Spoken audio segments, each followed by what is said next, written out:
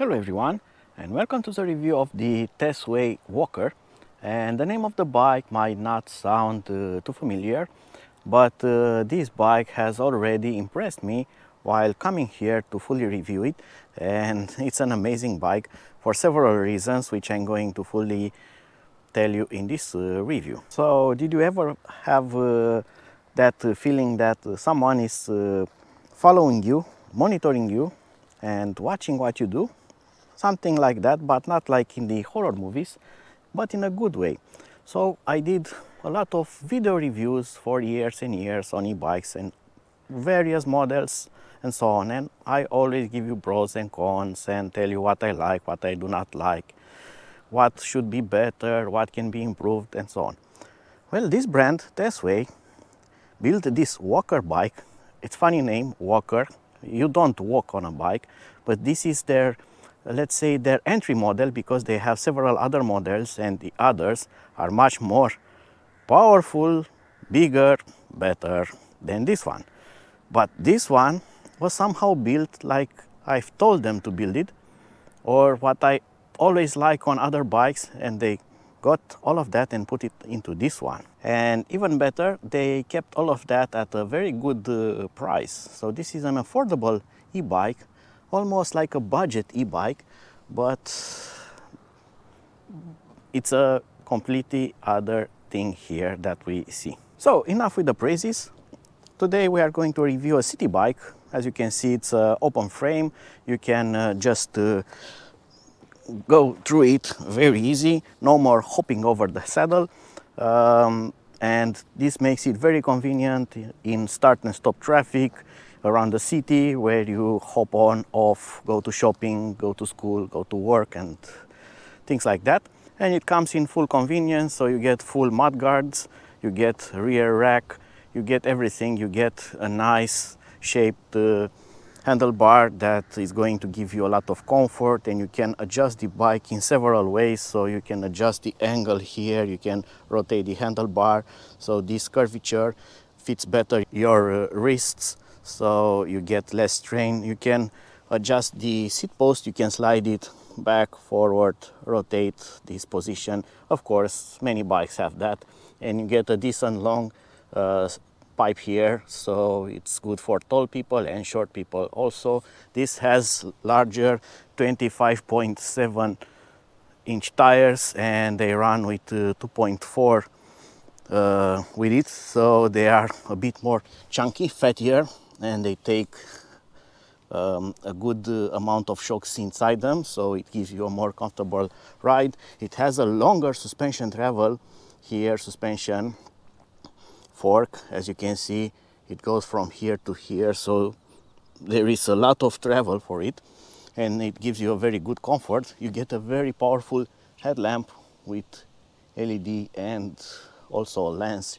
You get a proper rear red LED tail lamp that I have just turned on, so you can see it has a lot of LEDs and a refractor built into it, so it's very visible even in full sunshine.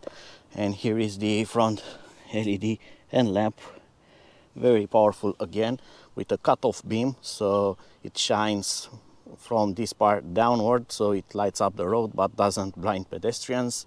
And for now, all that I have told you is just common sense, normal things that you get on a city bike. You get comfort, you get silent mudguards, because they are made out of flexible plastic, so they do not rattle and they do not break and they do not rust, and they do not generate other noise from the bike vibration, and they are full size, so you are not going to get dirty.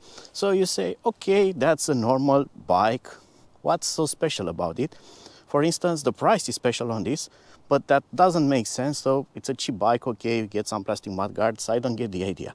Well, now it turns interesting. We get here a Bafang motor, and it's a Bafang motor. It is not like on other small city bikes.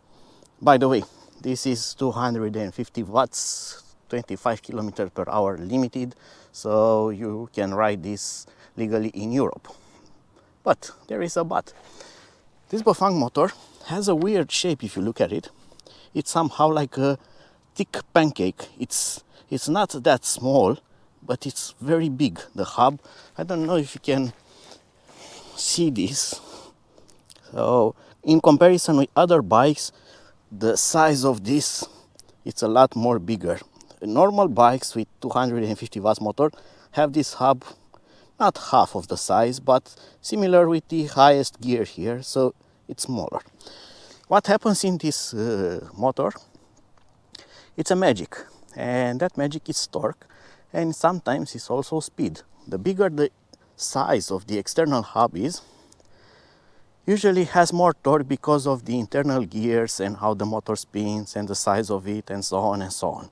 So this motor is very big physically. We are going to test it out because also the bike comes with an optional throttle that you can install it if you wish to do that, and it's already installed here. Then this uses a very interesting display which can actually be adjusted. It's a G51 display, if that tells you something. Oh, forgot to take this off. So this display is not only giving you a lot of information, but it's also going to give you a lot of options to actually customize the bike. And I'm going to cover that in a separate video, where I'm also going to show you how to unlock the speed of this bike, because yes, it's a bike that can be unlocked and it has impressive performance. The bike is powered by an integrated battery, which you can unlock from the frame here and take it with you. You can charge it on the bike or charge it off the bike, it's up to you. Very nice to have it that way. This is a 48 volt battery, so has some power into it, and the capacity is 12 amp hours, but that should be sufficient for a very good ride. It also has a button here to quickly check the charge level of the battery. You hold this press and it has LEDs, so you don't have to power on the bike to check this, and if you have extra batteries you can check them quickly. The bike transmission is made up of 7 gears and 1 in the front. It's a standard simple economy shifter, nothing out of the extraordinary here, but this does the job and it's easy to maintain, easy to adjust, and it's very inexpensive to fix if it breaks down. And we also get other good quality components such as Welgo pedals, which are very good in quality, and they don't have any kind of play in their shaft like new pedals on other bikes. And we get here a genuine Zoom front shock absorber fork, so again, not a no-name, cheap one. And then we get here this very interesting thing, this almost Tesla looking plate here. Tesway, Tesla, I think that I know what they wanted to do with this. But here you can install other accessories which I have already on order, but they didn't arrive yet because they come out of another warehouse. By the way, this bike, if you are from Europe and buy it from Europe, comes from an European warehouse in something like 8 days, something like that. But some of the accessories are not directly from the European warehouse. They are going to come tax-free for you at home, but they take a longer time, something like probably 2 weeks or around that. So I'm still waiting for them, and I'm going to do a video on those extra accessories, because this bike can have several other things such as a front basket and other surprises. And there are a lot of other things that make convenience better on this bike. What I was telling you, that it's like someone was following me. For instance, this has a motor plug connector here, so when you have a flat tire on the rear wheel, you don't have to strip the bike to take the motor cable out. You just unplug it and take the wheel off. Then you have this rear rack. You get rear rack on lots of bikes, but you don't get hooks. So if you use a rubber band to fix your cargo here, you have these hoops here that are very useful. Then you have these parts here to fix saddlebags, but you can see they are a bit offset from the rear rack, so they keep things away from the wheel, and you can actually hook something from here and from here. It's very interesting to have it that way designed. It's more useful. Then you have extra holes here, so you can actually fix something like another basket with screws on the rear rack or a child seat. Another thing that I like is how the cables are all coming into a concentrator here, and although it uses a concentrator, then it also hides all the cables into the frame, so everything is nicely and hidden. There are no more wires fixed here with zip ties and with metal hooks. It makes the design really great looking this way. No more band of cables dangling around, and they come out somewhere underneath here and they go to the motor, to the brakes, to the pedal sensor, and to the rear LED lamp, but makes it to have a nice clean finish of the frame. The brakes are also very good, although they are normal simple brakes. They are from repute, and they have mechanical calipers with, of course, cable, but they brake really well, and you can actually adjust these brakes and brake pads to be very efficient and not to make squeaky funny noises while you ride. So these are good simple ones, easy to maintain and easy to adjust, but they have very good stopping power due to having large 160mm disc both in front and rear. And even the kickstand is different on this bike. It's very solid and doesn't rattle, and you can also adjust it. So if you have extra load on the bike or something like that and it leans too much on the side, or you want it to lean actually more to be more stable, you can adjust that from this screw here. You can make this longer, for instance. It's a nice idea to have such a kickstand, and I always had problems with them when they are either too front in and you hit them with the pedal, so when the pedal comes too close to it, this is far away, so you do not hit it with your leg, and it's in, it's not out of the bike. And also some of them just rattle while you ride. This one doesn't do that. It has a powerful spring that keeps it into position, so it doesn't happen that way. But that's not all. Here is another interesting fact about this bike. It has a planetary gear motor with a one-way clutch, so it means that if I pedal a bit and stop, the motor is not putting any kind of drag. It simply spins like a normal regular bike wheel. So this makes it very efficient, because when you are not pedaling or not using power, electric power, to drive the motor will not stop you. It's not going to be like a brake that happens on regular hub motors. So this makes the bike very efficient, and you can actually ride this bike with no power pretty decent, so it feels like a normal bike. Of course, that is a bit heavier because you are actually dragging a battery with you, and the motor also weighs a few, not kilograms, has something probably around 1.5 kilograms, around that. The battery is heavier, but if you take that into consideration, the bike just acts like you are having some extra load on the rear rack when you are not using power. So it feels like a regular bike, and that makes it really nicely efficient and helps you save some range when you are actually pedaling by electric assistance. And enough with the talk. Now we have to ride it to see how well it performs, because it's actually about that. To get an idea of how the bike performs, I weigh around almost 100 kilograms, and today I have a backpack that has about 3 kilograms, so it's not very heavy. But keep that in mind to assess the overall bike performance when I tell you about accelerating, going uphill, braking, and so on. So let's hop on. I'm going to start the bike. It starts from this middle button here, and you have several assist modes here. It has 5 assist modes. I'm going to start with assist 1. Kickstand is up. I'm going to hop on it. It's on first gear here. This uses a normal cadence sensor, but good thing about that is that it acts very fast. It picks up that you are pedaling right away and doesn't have a big delay. So you just give it a bit of motion and the bike knows what you are doing. And already I'm captured about this. It's the power level here.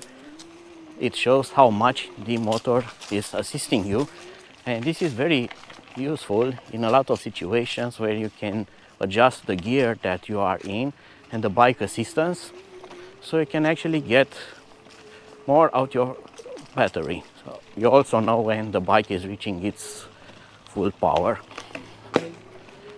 And this rides off-road pretty nice. And I told you that this is actually a city bike. And as soon as you switch the assistant mode, you can get much faster speed. So this works in traditional mode. Each assisted level, it's a speed limit and power limit. So when you reach that limit, the motor will not help you anymore, or the speed is not going to get faster than the one that you are reaching at that level. You can only push it faster if you change gears and use your power. So you can see here now I have no power reading, so I'm actually now overpowering the motor. I'm faster than the assisted mode, and you can see from time to time there is a small dot. So when I'm at exactly the limit between getting assistance or not getting assistance, the bike helps me keep the assisted speed. Very smart, and I really like this indicator here. And you can see if I increase the assistance level now, you can see that the bike is putting more power into this. So it's helping me pedal. If I stop and start, and if I'm not doing a lot of effort, you can see here it goes to full. So the bike is trying to get me as fast as possible to the preset assisted mode. And this is actually very comfortable. The front suspension does a superb job, and it's also silent. It doesn't make rattling noise.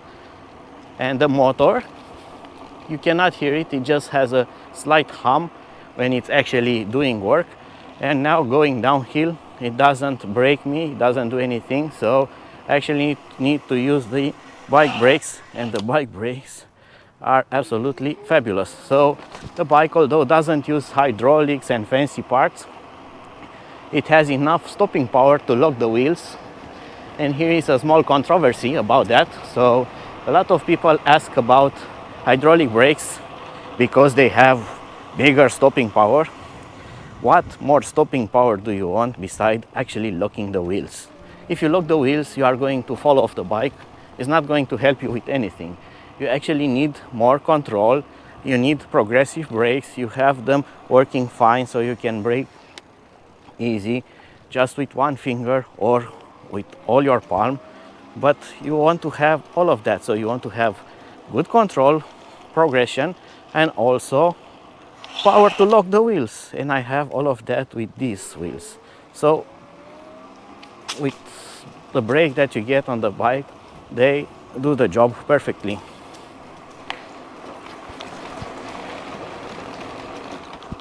And another thing that you are going to observe very fast, even going on very bumpy roads, listen to this.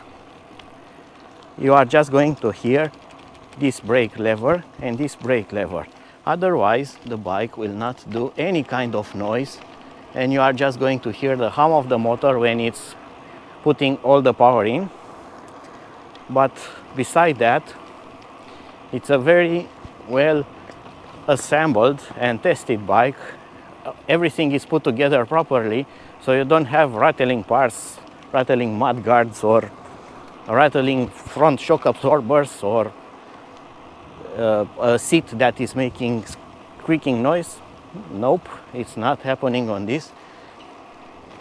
It's very solid, and this makes a great generates a great feeling when you ride it, because a bike that makes noises all the time, it will stress me out, and I do not like that. It's not going to be a relaxed ride, it's going to be a rattle ride. So now I'm going to go on a rougher road here with cracked cement. Again, you only hear this, nothing else. So if I hold my hand over them, you just hear the wheels jumping off the terrain. It's amazing. I really enjoyed that.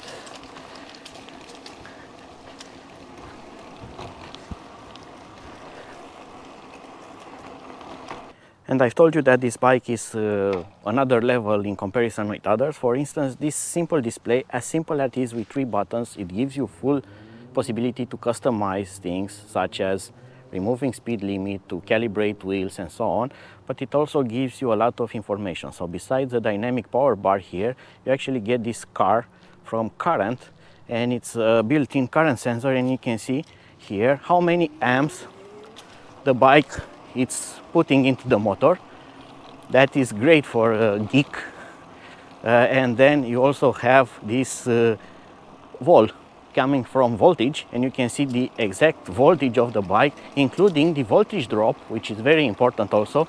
So when you are using a lot of power, you can see that the voltage is dropping, and when you are no longer using full power, you can see the voltage rising. So this shows in real time the exact voltage level of the battery.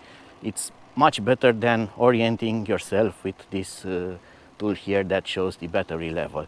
So you get a lot of interesting stuff here, and I really like this current thing to see how many amps I'm drawing out from the battery. So you get other things also, such as time odometer, trip meter, and useful stuff for normal people, but you get geeky stuff if you like it. And I was telling you about the efficiency of this bike, that you can actually ride this as a normal bike. So let me show you. I'm in first gear, and here I have no assist, so the bike is powered off. It only powers on the display, and I can start in first gear like a normal bike. It's easy, it's okay, and now I'm doing 10 kilometers per hour using no battery at all. And I can feel confident that I can shift one more gear, and now I'm actually accelerating. I'm putting a bit of effort, but just a bit, but I'm doing 15 kilometers per hour. Again, no battery. I could keep this for a very long period of time, just like that. I can keep this cadence. And now I'm in third gear, and I'm going to give it a bit of effort, and I'm doing 20. One more gear, and I'm giving it some pedaling, 24 kilometers per hour. And I'm on fifth gear, and now I'm actually putting effort, and I'm keeping 25 kilometers per hour, 26. Let's see if I can give it a bit more. So I'm in sixth gear. No, I cannot get more than 26 kilometers per hour without dying here live on camera. But you get the idea. You can push this up to 20 kilometers per hour. It's okay. Going faster than that doesn't make any sense. But nonetheless, now I'm not pedaling, I'm not using power, I'm not doing anything, and you can see the bike simply rolls. It rolls and rolls. It has no resistance, and that makes it very, very efficient. And in relation with the gears and the assistance, so I'm now in assisted mode 1, and that will give you around 12 kilometers per hour assistance, and this creates a very enjoyable, relaxed ride while saving a lot of power. What I especially like of this bike is how well they match the gears with the assisted modes, because on some bikes you have a first gear that is not too low, it's actually rather high, or you get a last gear such as a 7, 8, 9, 11, whatever, which is not low enough for the speed of the bike that it can do. And this bike somehow matches two working modes, so you get good gearing for 25 kilometers per hour limited operation mode, but you also get enough gearing and tall enough to have good cadence at faster speeds. So I'm going to select right away what you have been waiting until now. So it's the fifth assisted mode, and I'm on 7th gear, and just look at the speed. I did 40 in a few moments, so let's do that again.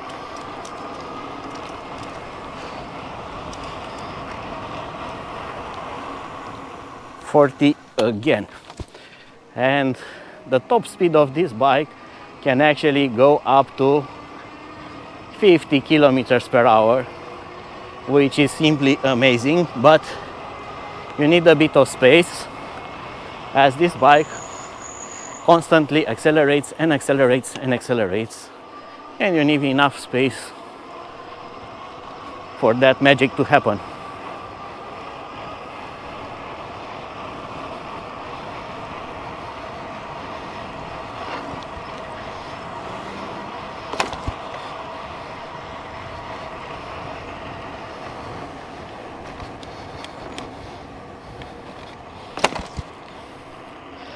And as you can see, even at high speeds, the bike really performs well and is very stable and maneuverable. Which also leads us to the area where I do my hill climb tests, and you can see the bike is going backwards by itself, because even though on the camera this doesn't look steep at all, it's a big ramp that goes in that direction, but is deformed by the GoPro wide lens. So I'm at the base of the hill and I'm in maximum assist mode, and I'm so lazy and tired from all that speeding that I want to go up with my legal 250 watts of power without using any kind of effort. So I'm going to push the magic throttle here and just be lazy. Let's see what happens. 15, 18, 20 kilometers per hour. Cruise control has kicked in, because this bike also has cruise control, and is keeping the 19.9, 20 kilometers per hour. And now it's accelerating because the ramp is getting a bit milder. 25 kilometers per hour going uphill on this area here.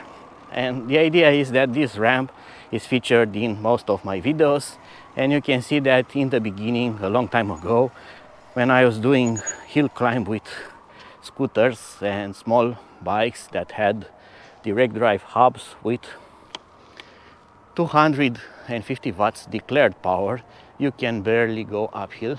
You get something like 5-7 kilometers per hour, and you have to push them, use your legs, press on the pedals, and so on.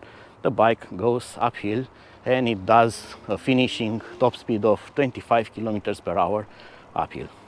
We can also try that again with some assistance in a lower assistant mode, using some gears to feel how this climbs. So let's do that again.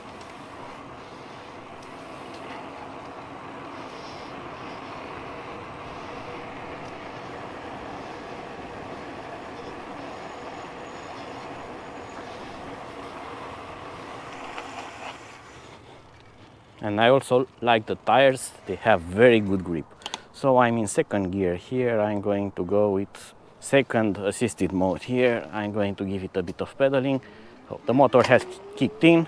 You can see here it's not even using all power, only 2 bars. Let's see the current. It's only using 4 amps.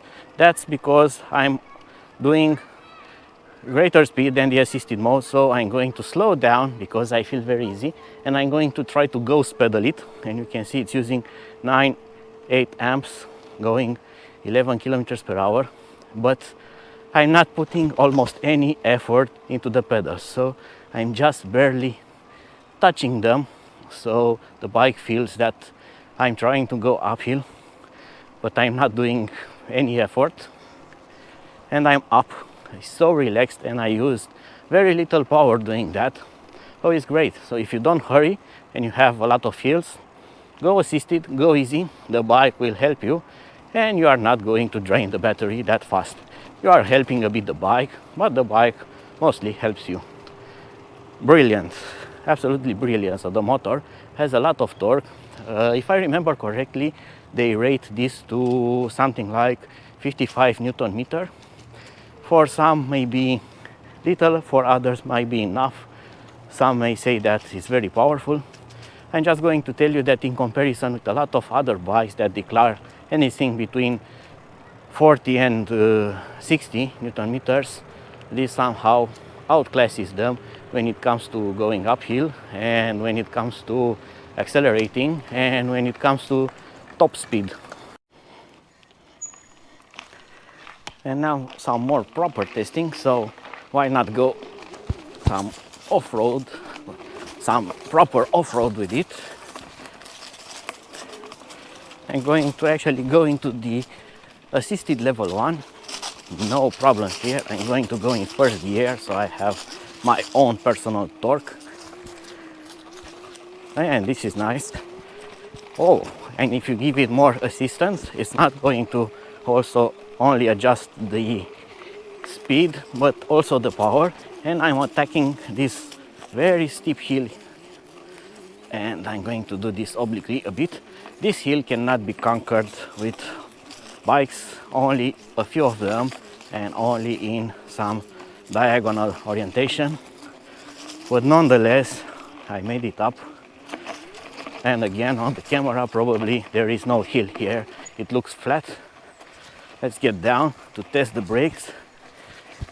This is so steep that the rear wheel is locked, and I'm braking with the front because the rear is going just sliding away.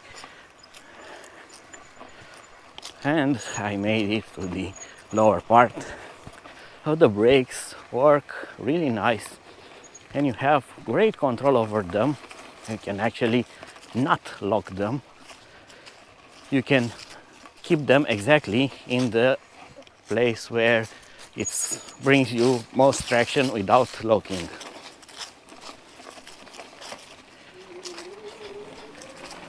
And going over rough surfaces, the front shock absorber.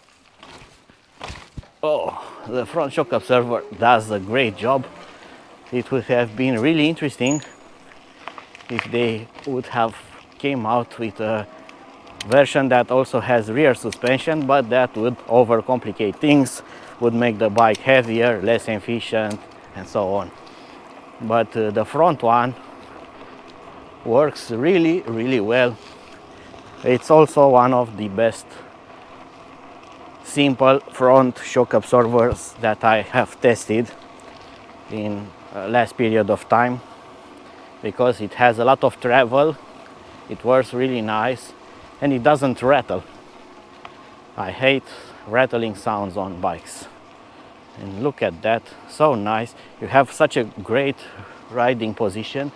You are having a straight back, you are not stretching for the handlebar. You ride this for pleasure, for relaxation, and it's very efficient also.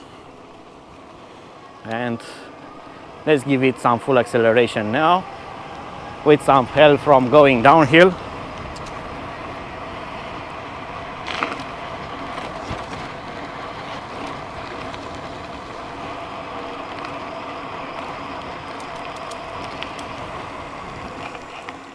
So 44 was top speed with a bit of help from going downhill, so I could accelerate faster.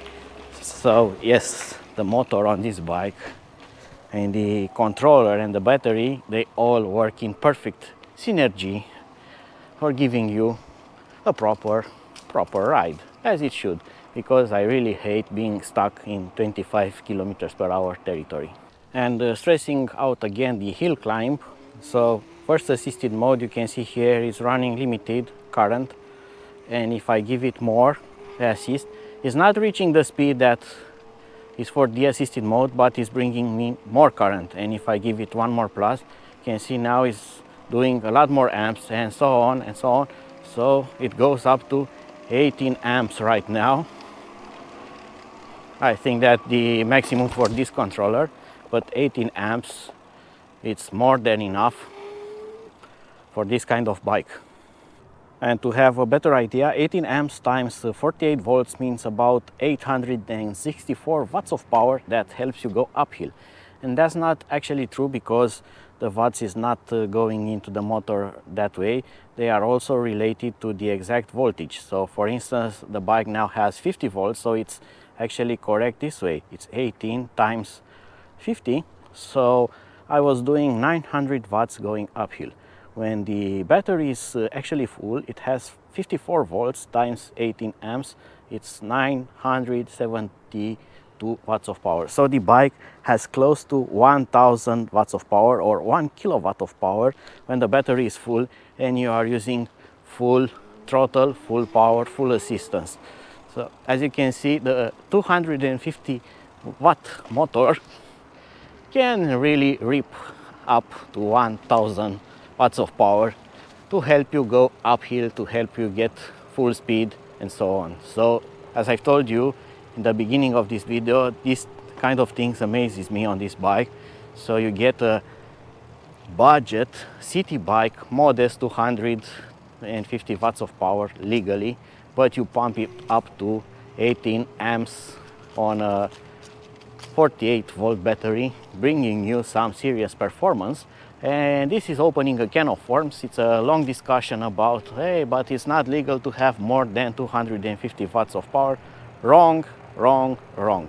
The idea with the 250 watts of power, it's about nominal sustained power. So all bike producers, high-end one, expensive one, known brand motors that advertise 250 watts and they give you 85 or 95 newton meters and crazy thing like that, they are actually not drawing 250 watts of power, because you cannot multiply power from nothing. You have actually to draw power from the battery to obtain that torque. So this bike doesn't lie you, and if you know how to do your math, you can actually find out that you are drawing about 1000 watts of power. Same goes to all other e-bikes, regardless of brand, model, who makes them, how expensive they are. It's exactly the same thing, but they just do not declare it. They say my bike has 250 watts, and somewhere in the legislation where they get approval for that, it's sustained power. So when you are riding constantly for a long period of time, not exceeding to 25 kilometers per hour, the bike will not use more than 250 watts of power. That's exactly what happens. But you can see here that my bike, it's a magic bike. It doesn't use anything right now. It's using 0 watts. So beat that, because I'm doing 18 kilometers per hour. It's perfect bike, more efficient than all those expensive bikes. And now I'm actually doing even more. So you get the joke and you understand things better. That's how electrics and mechanics work. You cannot break the laws of physics by declaring that your motor does 95 newton meters by using 250 watts of power. You are a big liar doing that. So as you can see, my bike mostly uses no power at all. It's an infinite battery. And another thing that I like is the cruise control. So if you want to go slow and steady, for instance, the assisted mode, first one, which is 12 kilometers per hour, and do not want to worry about the speed, I can select that. I can give it full throttle and hold it that until I get here a sign that it shows that I have cruise control. You can see that now. So if I release the throttle, it's going to keep that speed, and you can see the current. So when you go uphill, it's going to put more current to keep your speed. When you are going downhill, it's going to just turn off the motor. You can see now it's using 1 amp just to hold the speed. And now even if I adjust this, it will only allow it to use more power going uphill, but just to keep the set speed. Of course, you don't have to do that things with select and assist mode. You can actually select whatever assisted mode you want.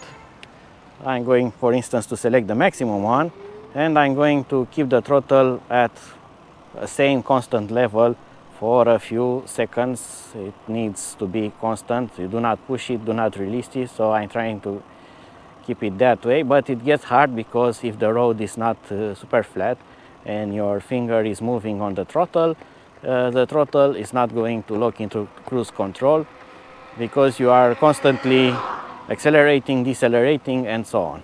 So it's easier when you have an assist here. You press it maximum and you keep it that pressed, and keeping it that way, it's not going to actually change anything. and not changing anything, it's going to lock it into cruise control. So now I have cruise control enabled at a higher speed. So that's a trick if you are not able to keep the throttle steady for a long period of time until it locks into the desired speed that you want the bike to ride at.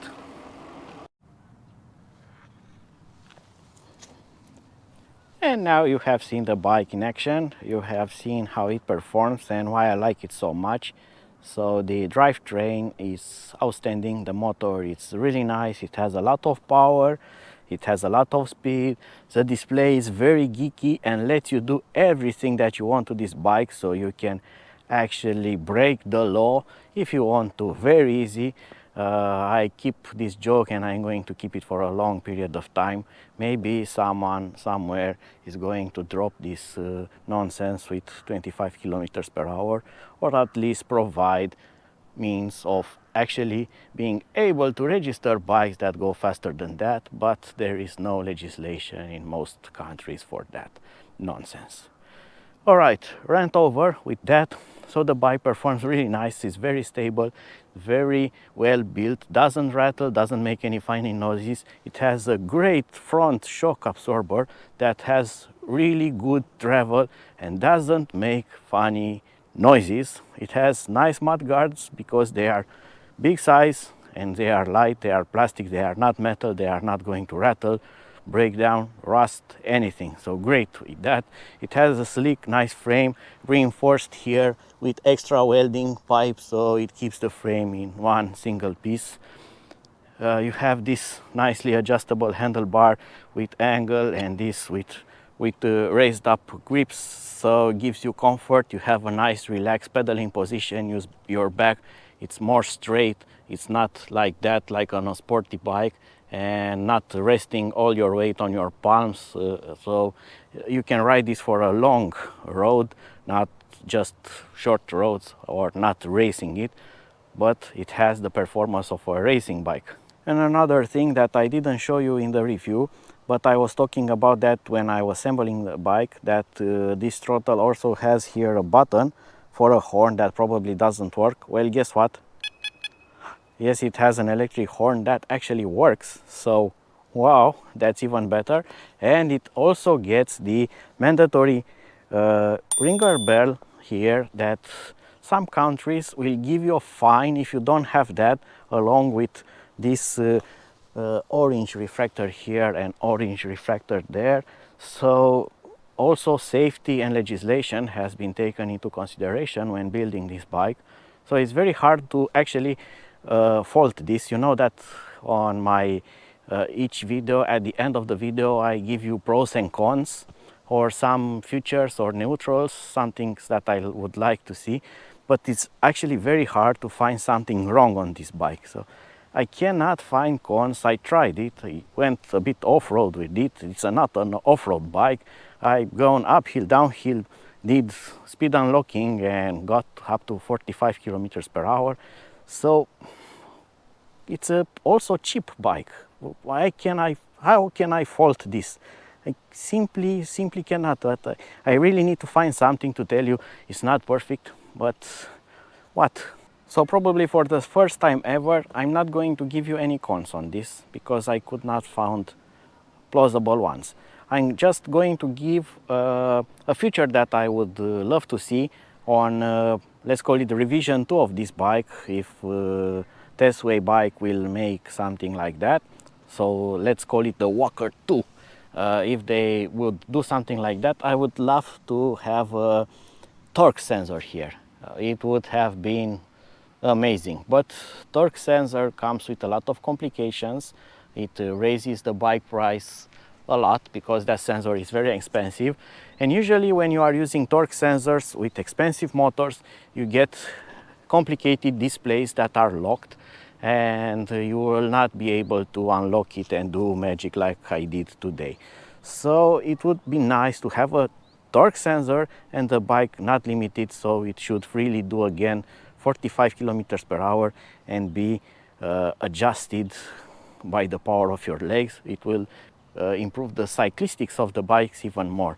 But that's all actually. I cannot find other things. I really enjoy the design, everything. The range is also pretty good. The battery holds pretty nice. You should get something like over 60 kilometers out of it easy if you are not doing every time full speed and so on. Unlocking the speed is very important. If you unlock the speed of the bike, just do not imagine that you are going to do a good range. The range can be drastically reduced, and when I mean drastically, you can get even less than half of the minimum that the producer is telling you that the bike can do, or even worse than that. And if it's cold outside, you can also lose about 50% of the battery capacity during cold time. So you can have half of range and you get half of that if you unlock the bike. So keep that in mind. Cold and unlocking the bike drastically reduces the battery range. So that was it for now. I hope that you have enjoyed this video.